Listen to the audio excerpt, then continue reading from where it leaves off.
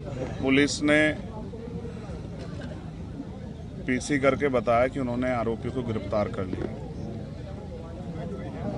मुझे UP police की काबिलियत पे पहले से कभी शक नहीं था, लेकिन मेरा ये मानना है पुलिस सरकार की होती है और जो सरकार कहती है पुलिस उस हिसाब से काम करती है।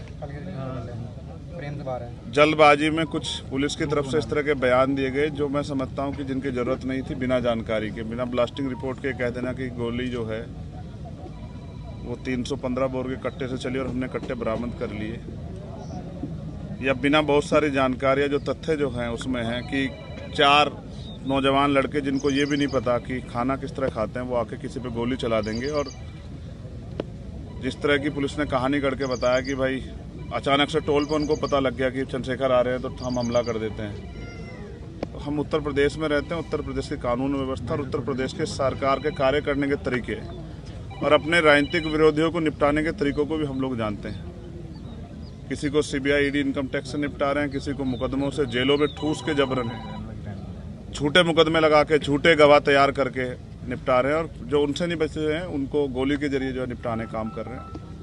इसलिए मैं अभी जांच के कई तथ्य हैं और जांच लंबी चलने वाली, मुझे उम्मीद है कि पुलिस बिना किसी दबाव के निष्पक्ष जो है वो इन्वेस्टिगेशन करेगी और इसके पीछे कौन है, किसने किसके कहे पे, किसके इशारे पे, किसने पैसा दिया, हथियार कहाँ से आए, ऑटोमेटिक पिस्टल्स कहाँ से वो बरामद हुई, कौन कौन इसके पीछे है, कौन मॉनिटर कर रहा था, कौन जो है रेकी कर रहा था, इन सब की जांच हो।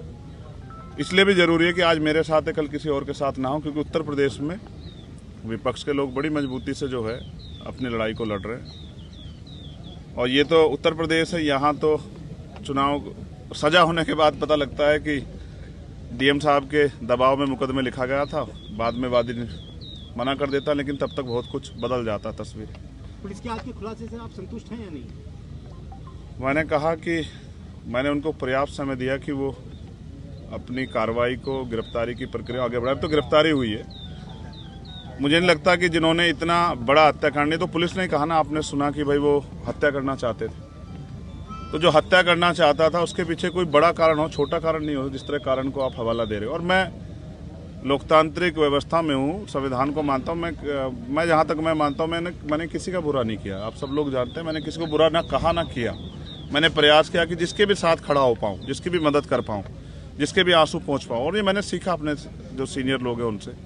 आजम भाई उनमें से एक शख्सियत है जिनसे मैंने सीखा किस तरह से लड़ाई लड़ी जाती है कमजोरों की। तो मुझे लगता है कि अभी उनको जल्दबाजी ना करते हुए, माहौल शांत है, हम लोगों ने लोगों को शांत रखा है, हमने अपील की है। उस समय ईद का त्यौहार था, हमारे कंधों पर जिम्मेदारी थी, हमने लोगों से अपील की, लोगों ने हमारी बात को माना। तो वो जल्दबाजी ना करें, बिना ब्लास्टिंग रिपोर्ट के कह देना कि गोली कौन सी, हमें पता है गोली कौन सी है। तो जल्दबाजी ना करें, सारे जो जितने भी जो तथ्य हैं, जितने भी जो दिशाएं, उन पर सब पे काम करें। क्योंकि जहाँ तक हम जानते हैं कि हो सकता है किसने पैसा देके कराया हो, क्योंकि वो तो नौजवान बच्चे, उनको इतनी जानकारी नहीं है, उनको ये भी एहसास नहीं था कि ये करने के बाद क्या होगा। तो इसलिए इससे बहुत बड़ा नुकसान हो सकता था प्रदेश स्तर पे भी और देश स्तर पे भी। इसलिए मैं प्रयास करूँगा कि सरकार के दबाव में जल्दबाजी ना करें और जिम्मेदारी से जाँच को आगे बढ़ाएं और सभी तथ्यों पर जाँच करें। और मुझे अभी भी पुलिस के कुछ अच्छे अधिकारी हैं, उनकी कार्यशैली भरोसा है कि वो सरकार के दबाव में काम नहीं करेंगे। और उम्मीद है कि फेयर जांच होगी और ये पता लगेगा इसके पीछे कौन है। कल की जो आप लोगों की घोषित पंचायत है उसके बारे में अभी मैंने लीडर्स को बुलाया है, सब लोगों को, और मैं चाहता हूं कि पुलिस को पर्याप्त समय मिले जिससे कि आसानी से वो अपने कार्य को आगे बढ़ा पाए। ये ना हो कि हम इसमें फंसे रहे, इसलिए हमने कार्रवाई को में ढिलाई बरत दी। तो आज शाम तक उसकी स्थिति 6 बजे, 6 साढ़े 6 बजे क्लियर हो जाएगी। और मेरा प्रयास रहेगा कि मैं उनको समझाने में कामयाब हो जाऊँ कि क्योंकि कावड़ का समय आ रहा है और मोह अच्छा नहीं है, नुकसान हो सकता है। मैं कोशिश करूंगा कि किसी भी तरह का जुटान ना। देखिए, जब आप पे हमला हुआ तो आपने ये कहा था कि हमारे सहयोगियों ने, साथियों ने उन लोगों को पहचान लिया था। तो जिस प्रकार उनके आज आपने देखा प्रेस वार्ता हुई, तो क्या लगता है वही व्यक्ति थे? नहीं, दिखाए नहीं। आपने देखा क्या दिखाए? आपने देखा हो तो मीडिया के लोगों ने बताओ। फोटो भी वायरल हो चुके हैं सर, आपने देखा हो? नहीं, पुलिस की कार्यशैली ऐसी, फोटो किसी का दिखाते हैं, जाता कोई है, हथियार कोई होता है, लगाया कोई जाता है, पकड़ते कहीं से हैं, दिखाते कहीं से हैं। तो इतने कम समय में कट्टे से तो फायर नहीं हो सकती लगातार, और फायर 6-7 हुई है, 3 नहीं हुई है। तो मैं कह रहा हूँ ना, अभी जांच कर लें, जल्दबाजी ना करें। मैं समझता हूँ उनके कंधों पे जिम्मेदारी है, उनको सरकार को जवाब देना है, लेकिन सरकार भी ध्यान रखे कि इस तरह का माहौल ना बनाए कि लोगों में भय का। आप कानून व्यवस्था तो अच्छी कर नहीं पा रहे हो, इस तरह की बेवकूफ़ी की बातें करने से कोई फ़ायदा नहीं। तो मुझे उम्मीद है कि पुलिस जांच के इसको सही ओर ले जाएगी और जांच को भटकाने काम नहीं करेगी।